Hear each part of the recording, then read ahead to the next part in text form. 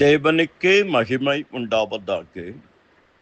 கர்த்தருக்குள் அருமையானவர்களே, இந்த மதிய வேளையில், இந்த மாலை வேளையில் கர்த்தருடைய வார்த்தை செழிப்பு. யார் செழித்திருப்பார்கள்?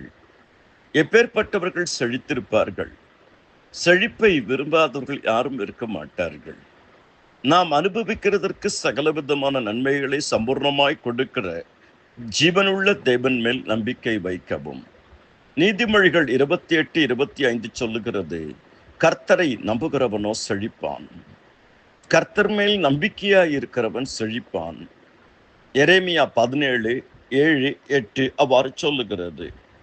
கர்த்தருக்குள் அருமையானவர்களே, கர்த்தருடைய வார்த்தையை தியானிக்கிறவர்கள் செழிப்பார்கள். கர்த்தருடைய வேதத்தை இரவும் பகலும் தியானிப்பவன் செழிப்பான், அவன் செய்வதெல்லாம் வாய்க்கும்.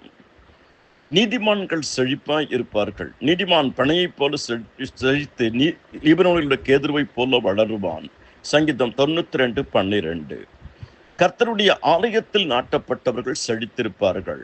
சங்கீதம் 92:12. நாட்டப்பட்டவர்கள் என்றால் கர்த்தரால் அழைக்கப்பட்டவர்கள், தெரிந்து கொள்ளப்பட்டவர்கள், கர்த்தரால் பயன்படுத்தப்படுகிறவர்கள், கர்த்தர் தரிசனம் சொப்பனத்தில் கர்த்தருடைய வார்த்தையில் கொண்டு பேசுகிறவர்கள், அத்தனை பேரும் செழித்திருப்பார்கள்.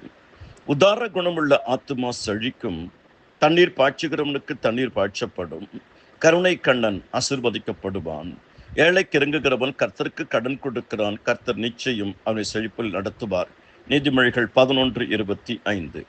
செம்மையானவனுடைய கூடாரம் செழிக்கும். கர்த்தருடைய பார்வையில் நாம் செம்மையாக இருக்கும் பொழுது நிச்சயம் நாம் செழித்திருப்போம். கர்த்தருக்கு பயப்படுகிற மனுஷன் இவ்விதமாய் ஆசீர்வதிக்கப்படுவான். நிச்சயம் கர்த்தருக்கு பயப்படுவர்கள் செழித்திருப்பார்கள்.